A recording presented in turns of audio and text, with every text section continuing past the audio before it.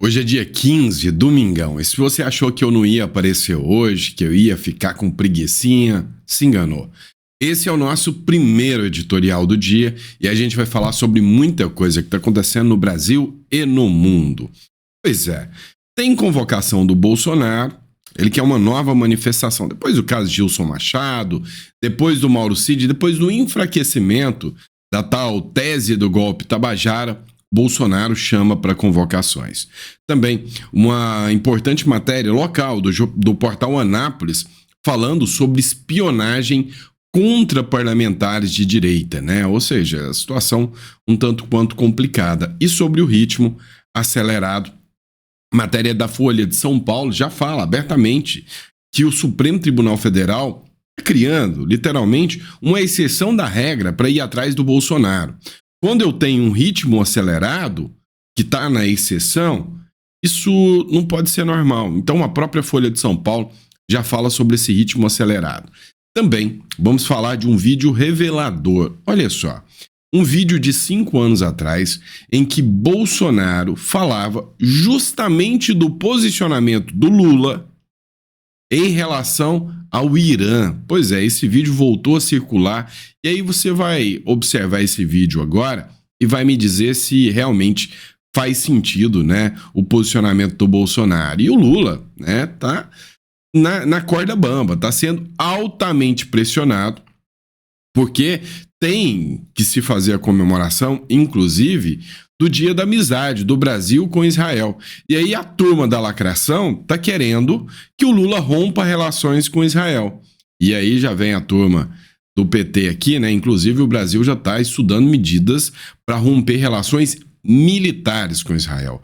Isso não pode dar certo, né? No Brasil, isso vai dar um impacto muito grande, né? O Brasil está indo para o lado errado demais. Outro ponto que a gente precisa falar também é um vídeo do Márcio Bittar, que é senador da República, falando sobre a forma que o Supremo Tribunal Federal está agindo. E ele argumenta que o STF está meio perdido, né? Está entrando no modo desespero por causa das sanções que podem vir, inclusive dos Estados Unidos. E vamos falar um pouco também, né, das relações entre Trump e Netanyahu que estão nessa guerra do Irã. Nós vamos tentar abordar esse tema aqui também com vocês, tá bom? Então, você que está nos acompanhando aí, não esqueça de inscrever-se no canal. Muito importante, você tem um canal aqui e literalmente tem preocupação em trazer conteúdo de relevância, de qualidade para você. Bora cumprir nossa meta, né? 2 milhões de seguidores, eu sei que a gente consegue chegar lá. Quero saber, quem é o maluco que você conhece que acorda no domingo de manhã para gravar conteúdo para vocês? Separa a matéria, estuda, pesquisa, para trazer conteúdo no domingo de manhã para vocês. Não tem outro maluco? Não tem outro doido? Tá? Então, acho que eu mereço a sua inscrição se o conteúdo é relevante e se isso faz sentido para você, tá bom? E bora para cima? Vamos começar de matéria. É o seguinte, pessoal. Ontem o jornal Metrópolis veiculou uma matéria onde ele mostra claramente que o governo Lula, né, que está com um rombo fiscal gigantesco, está faltando dinheiro até para livros didáticos. Não falta dinheiro para fiscalizar e espionar os opositores políticos, né? Parece até alguns regimes conhecidos, como da Venezuela, Cuba, entre outros, né? Olha essa matéria do portal Anápolis. Espionado por rede ligada a Ministério de Lula, deputado de Goiás denuncia perseguição política bancada com dinheiro público. Sim, documentos oficiais obtidos pelo jornal Estadão evidenciaram que o projeto financiado por órgãos públicos como o Ministério da Justiça e o Ministério da Saúde e o Ministério da Ciência e Tecnologia tem como fachada o suposto combate à desinformação. No entanto, as atividades desenvolvidas incluem diretamente o monitoramento de perfis de redes sociais e publicações de parlamentares, como o próprio Gustavo Gaia, além de outros nomes da oposição. Abre aspas, olha o que o Gaia falou. O que está acontecendo é gravíssimo. O governo Lula montou uma verdadeira máquina de perseguição política com o dinheiro do contribuinte, para vigiar e tentar calar parlamentares que fazem oposição. Isso sim não é um verdadeiro atentado contra a democracia e contra a liberdade de expressão? questionou o Gustavo Gaia. As informações é que tem uma rede chamada Rede Minerva, recebeu, né, um contrato milionário, de 54 milhões de reais, e aí figuras como Carlos Jordi, o Gustavo Gaia, Júlia Zanata, entre outros, estão incluídos, né, nesses nomes que estão sendo monitorados. O porquê que isso é preocupante? É simples. Tudo aquilo, né, que a direita hoje fala é crime. Tudo aquilo que a esquerda hoje faz, por mais abjeto que seja, por mais que eles defendam atacar judeus, por mais que eles defendam, né, fazer as coisas mais atrozes possíveis, eles têm a liberdade para fazê-lo. É estranho. Então eles estão monitorando, porque eles querem literalmente o que você fala. E o modus operandi, a gente já viu como que age. Eles vão direto, né, na questão financeira. Tire o direito das pessoas ter o pão, eles não vão fazer oposição. É assim que está funcionando. Mas vamos lá, pessoal. Você acha que é o momento de manifestações? Eu tô vendo circular na internet, chegou alguns vídeos até a mim, mas vídeos dispersos, de que agricultores do Rio Grande do Sul ameaçam uma paralisação, ameaçam que, se continuar o aumento dos impostos em setores do agro, ameaçam uma paralisação. Setores como investimentos, como o LCI, o LCA, que são para fomentar o agronegócio, agora terão mais impostos. Os agricultores estão pegando juros altíssimos, não estão conseguindo bancar isso. Então, a grande verdade é que os agricultores já não aguentam mais, e tem vídeos dispersos circulando de que agricultores e até caminhoneiros poderiam falar em parar o Brasil. Não é o caso. Até agora, nada coordenado, articulado. E até porque, se for, também vai estar sendo totalmente monitorado no Brasil.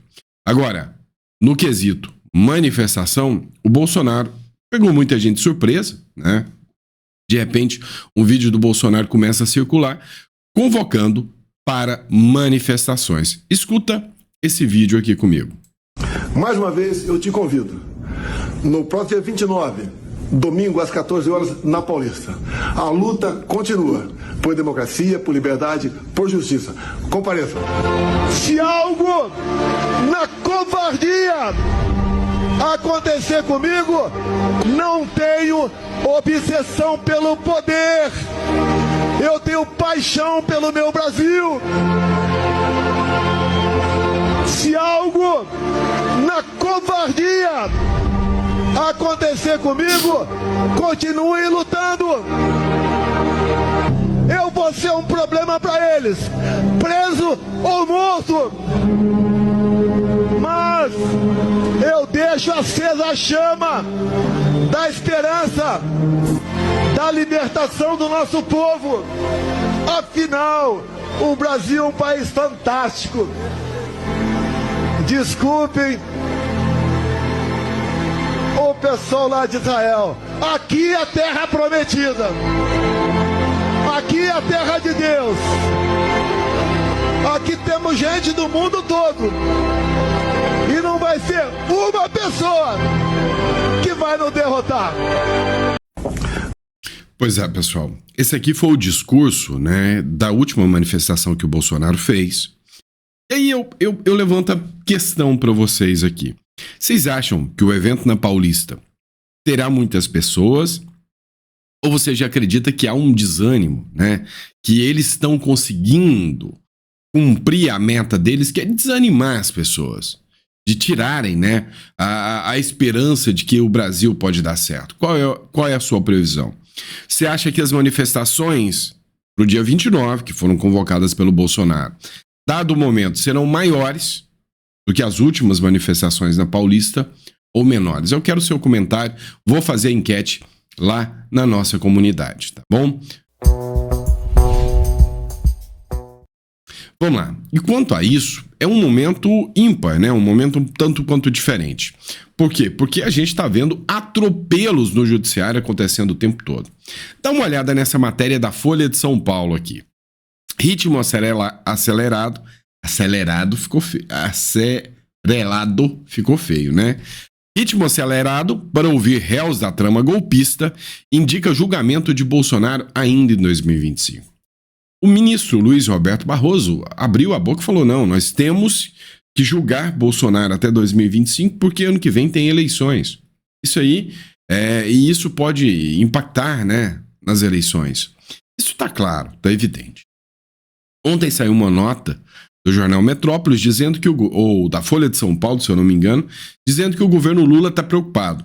Porque se o Supremo Tribunal Federal julgar Bolsonaro ou prendê-lo agora, isso dará força suficiente para que uma oposição se articule de direita contra o Lula, né, contra o atual presidente. E isso daria, com toda certeza, clara evidência de que o Lula perderia as eleições.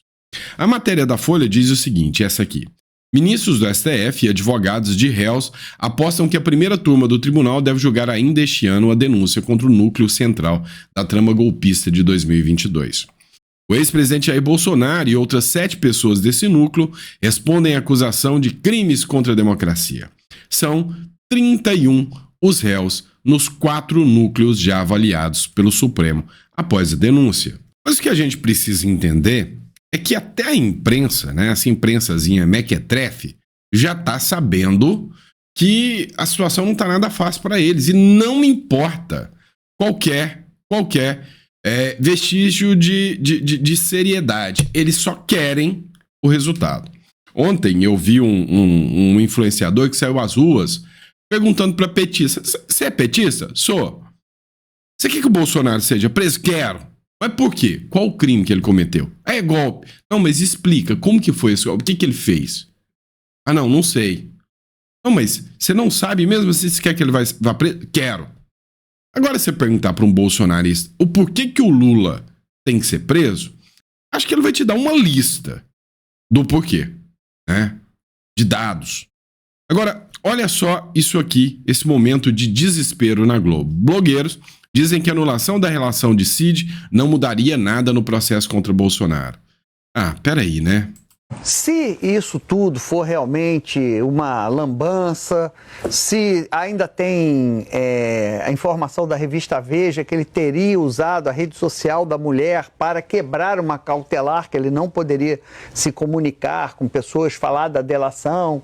Então vamos supor, num cenário que 13 e 23 ainda é improvável, provavelmente só contaria com o voto do Fux, a queda da delação do Cid. Ou seja, olha o que ele fala aqui abertamente. Ainda que seja provada que o Cid mentiu na delação, que a delação é furada, é fajuto, só contaria com o voto do Fux. Não, mas tá tudo bem. Mesmo que provado a ilegalidade da delação, só um iria contra. Mas tá tudo bem, tá tudo democrático. Cara, isso não vai mudar em nada. Nada. Em nada. Porque o que pega para Bolsonaro é o fato dele ter se reunido com comandantes militares e apresentados, considerando que eram alternativas à eleição do Lula. Não existe alternativa à eleição num regime democrático. Que alternativa? Que vai se discutir alternativa? O cara está eleito. Não está aprovada a fraude, então não tem alternativa. Exato. Então muda muito pouco do processo. A única a anulação da delação, ele anula o que o Cid falou dele mesmo. Tudo que ele contou dele, eu fiz, eu não sei, cai, não pode valer. A justiça não pode condená-lo com base no que ele contou dele. Mas as provas do que ele falou dos outros está valendo. E o material apreendido também. Material apreendido, tudo valendo. Parece que esse pessoal não entende muita coisa, né? Porque se o delator entregou os materiais foram apreendidos, a delação sendo anulada, tem um princípio no direito chamado princípio of the fruit of the poisonous tree. Ou seja, os frutos da árvore envenenada. Se a delação foi a suficiente para juntar as provas e as provas são alvo de uma delação fraudulenta, que é ilegal, as demais provas são ilegais, mas também cobrar muito que esse pessoal entenda de direito, né? Mas, assim, o ponto interessante é que eles falaram, não importa que vai acontecer, a delação já foi feita, não importa que provem que o Mauro Cid mentiu. Ah, só prova que ele mentiu a si mesmo? Não. Se ele mentiu a si mesmo, não. Eles estão ignorando que nas falas dizem que ele foi coagido durante toda a delação.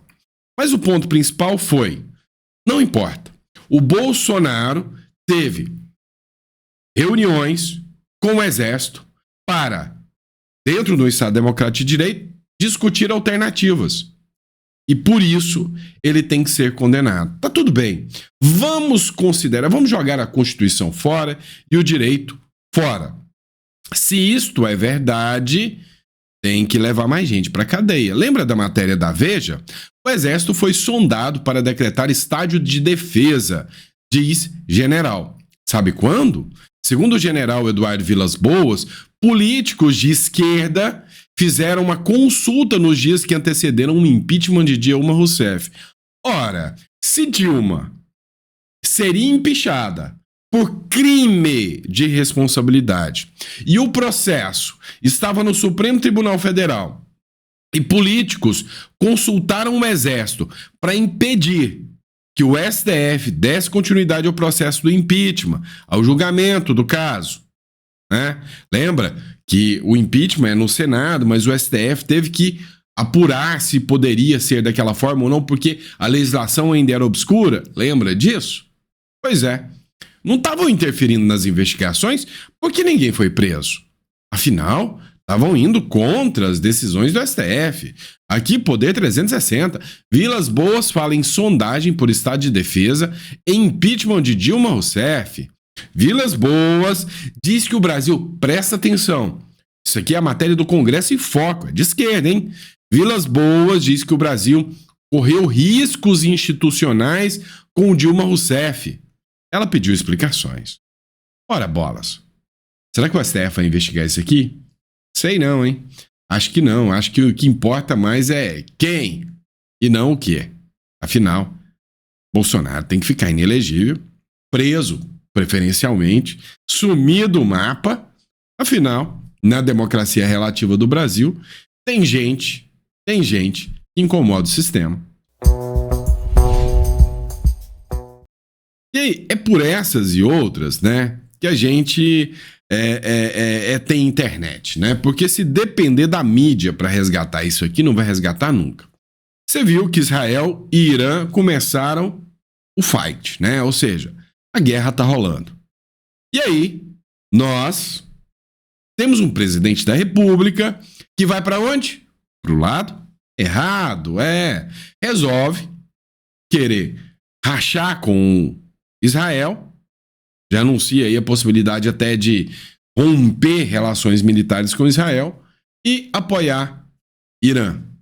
Esse vídeo de 5 anos atrás foi resgatado, Hora Brasília publicou esse conteúdo aqui. Olha o que o Bolsonaro falava sobre Lula e Irã há 5 anos atrás, no túnel do tempo. Complementaria apenas uma questão. Nós temos que seguir as nossas leis. Nós não podemos extrapolar. Mas acredito que a verdade tem que fazer parte do nosso dia a dia, que nós queremos paz no mundo. Repito, o senhor Lula, enquanto presidente, esteve no Irã e lá defendeu naquela época, junto ao senhor Ahmadinejad, que aquele país enriquecesse urânio acima de 20%, que era para fins pacíficos. A nossa posição aqui diz o artigo 4º, a República Federativa do Brasil rege-se nas suas relações internacionais pelos seguintes princípios: a defesa da paz e no repúdio ao terrorismo.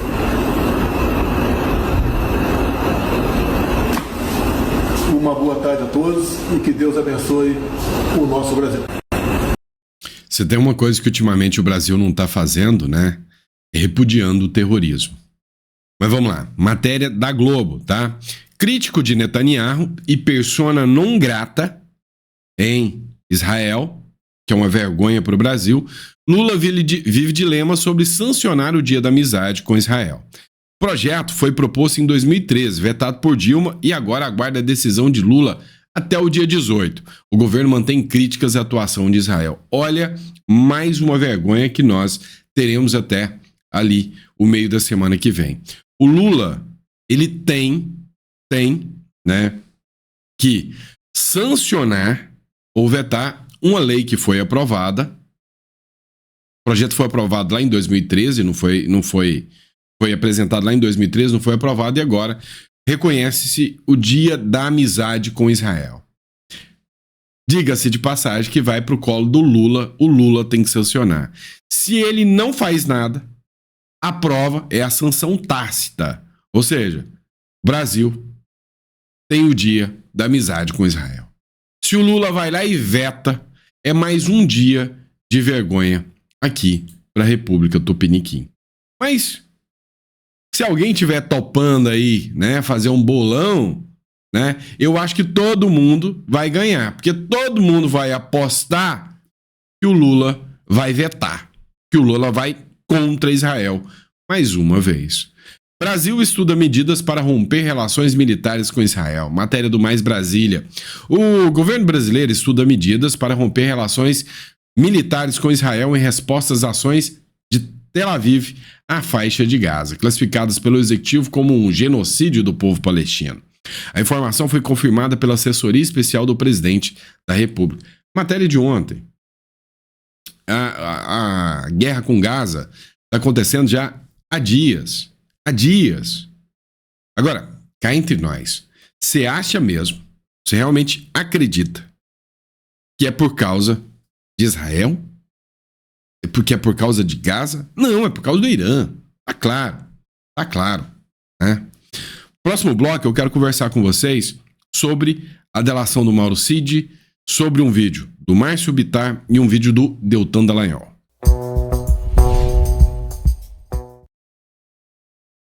Pessoal, eu quero reagir nesse vídeo aqui com vocês que o Deltan Dallagnol publicou. O Deltan, ele escreveu o seguinte, olha, existem duas razões secretas que Moraes mandou soltar o Mauro Cid. Eu já tinha falado sobre isso com vocês aqui, né? Os dois principais pontos. Só que o Deltan Dallagnol, ele trouxe alguns termos técnicos avaliando uma matéria que eu não tinha avaliado ainda do Globo. Eu queria que vocês reagissem comigo aqui a esse vídeo. Que vídeo rapidinho, de 5 minutinhos, tá? O ministro Alexandre de Moraes não quer que você saiba por que ele mandou soltar Mauro Cid, mas eu vou contar pra você agora qual é a razão secreta, ou melhor, quais são as duas razões secretas que fizeram o ministro voltar atrás e soltar o Cid logo depois de ter prendido ele ontem. Gente, ontem foi um dia estranhíssimo, um dos dias mais estranhos desses últimos 6 anos de regime de censura de Alexandre de Moraes. E olha que falar que no Brasil, dia estranho tem que ser muito estranho mesmo. Porque de 2023 para cá, parece que eles pegaram o Brasil e os brasileiros, enfiaram dentro de um saco, sacudiram assim e depois jogaram no chão. Isso é que é estranho no Brasil, viu? Por qual motivo um ministro do STF prende e solta em poucas horas um colaborador da Justiça? Como é que pode haver fundamentos para preventivo uma hora e, minutos depois, não ter mais? Puf! O que aconteceu, hein? A grande imprensa tentou, como sempre, passar pano para Moraes. Mas eles deixaram vazar nas entrelinhas ali a razão secreta do prende e solta do Mauro Cid. E eu vou decifrar isso junto com você agora, lendo essa matéria aqui da Renata Agostini que saiu no jornal O Globo. Acompanha aí comigo. Moraes mandou prender Cid de madrugada, mas decidiu dar chance a ex-ajudantes de ordem se explicar antes. Nossa! Como o Moraes é bonzinho, né? Que ministro magnânimo, que anjinho, que amor de pessoa que é esse ministro Moraes. Puxa vida, ele resolveu dar uma segunda chance pro Mauro Cid, que já foi pego mentindo várias vezes.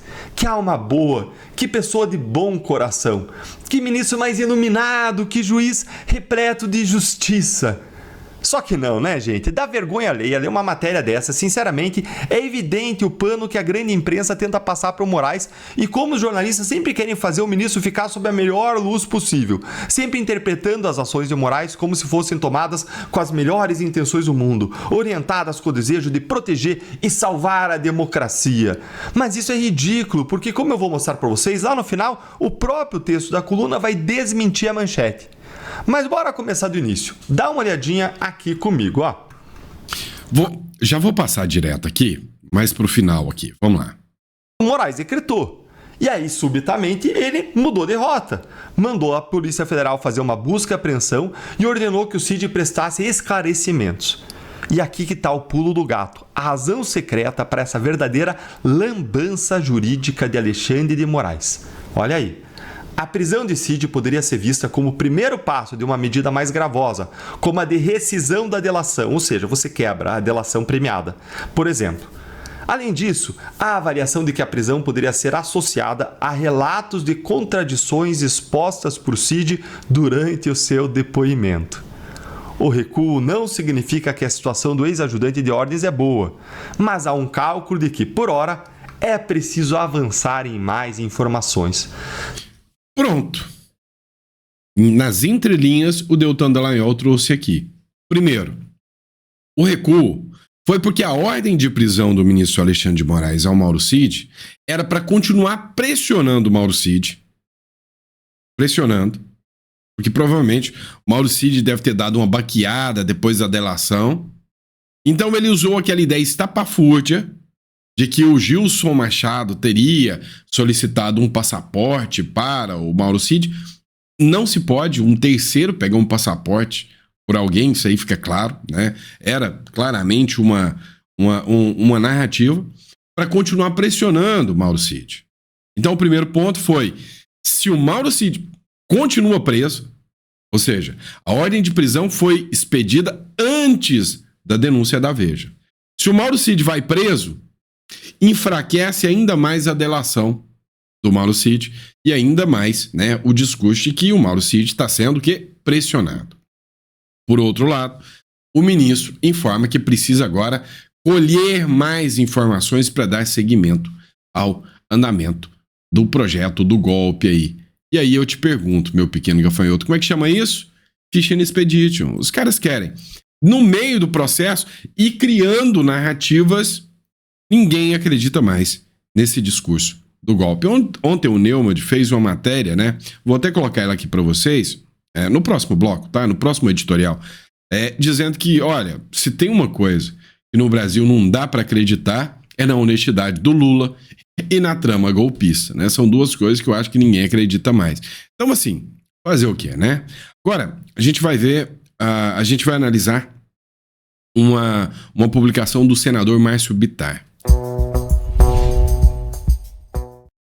É o seguinte, o senador Márcio Bittar fez essa publicação aqui, falando que o Supremo Tribunal Federal, de certa forma, está agindo em desespero, até porque ele sabe que o Senado vai ganhar força em 2026. Dá uma olhada. É que está por trás dos últimos movimentos do STF. Gilson Machado, um homem íntegro, foi preso de manhã e solto à noite. Disseram que já não havia mais motivo para mantê-lo preso. Mas e o estrago na sua reputação? Quem vai pagar por isso? No mesmo dia, Moraes decreta a prisão de Cid e manda revogar poucas horas depois. Isso foi impulso, desespero ou uma manobra calculada? Não parece uma cortina de fumaça? Isso no mesmo dia que a revista Veja traz provas contundentes de que a delação de Cid foi manipulada. 9 versões diferentes de uma mesma história. Essas provas pesaram tanto, foram tão contundentes, que o sistema precisou criar outros fatos para desviar a atenção. Essa delação fantasiosa, ela é a base de todo o processo. E se a base é falsa, o processo precisa ser anulado. Ontem mesmo a oposição já fez o pedido de anulação desta delação. E agora o ministro está no dilema público e constrangedor. Se admite que Cid mentiu, ele é obrigado a cancelar o processo, anular tudo. Mas se ignora essa mentira, fica claro para o Brasil e o mundo inteiro que está agindo como acusador e não como juiz imparcial. Amigos, esse é o tamanho da encrenca. Mas apesar de tudo, há uma esperança real de que o jogo esteja virando. As sanções estão vindo e mais rápido do que muita gente imaginava. Sim, é um processo complexo, mas está andando. Eduardo Bolsonaro tem trazido novidade todos os dias. E ainda essa semana foi recebido mais uma vez na Casa Branca. Enquanto isso, o STF vai agindo sob impulso, metendo os pés pelas mãos e se expondo a cada movimento. Agora, com as provas cabais na mão da revista Veja, não tem mais como sustentar esse processo. A delação, que é a base do processo, é falsa. Ela tem que cair. E se ela cai, cai todo o processo. Eu sou Márcio Bittar, senador pelo Acre, e não vou me curvar diante da tirania que estamos vivendo. Siga meu perfil e vamos juntos lutar pela nossa liberdade. O que é que está... Vamos lá. Vamos lembrar que depois das publicações da revista Veja, o Eduardo Bolsonaro declarou que levou estas publicações à Casa Branca. Assim como também levou as publicações da manifestação do Lula contra Israel para a Casa Branca. E ainda postou o seguinte: será que levar informações públicas também vai ser considerado como atentado à democracia brasileira? Pois é, não sei, né? No Brasil, tudo é possível. Tudo é possível. Pessoal, obrigado por ter acompanhado até o final. Eu queria de novo comentar de vocês sobre o áudio. Eu tô apanhando, mas tô tentando colocar um áudio aqui de maneira com qualidade para vocês. Se tiver bom áudio, fala para mim, tá? A voz tá diferente, é porque eu tô gripado mesmo, tô rouco. Na verdade, a gripe já tá passando, mas a voz mudou. Não sei por quê, né? Mas a voz tá diferente mesmo. Acho que ainda tem algum vestígio ainda, né? A gente volta daqui a pouco, ao meio-dia, com mais conteúdo para vocês, mesmo nesse domingão, tá? Provavelmente eu só vou postar 3 editoriais para vocês hoje, ok? Muito obrigado, fiquem com Deus e até o próximo editorial.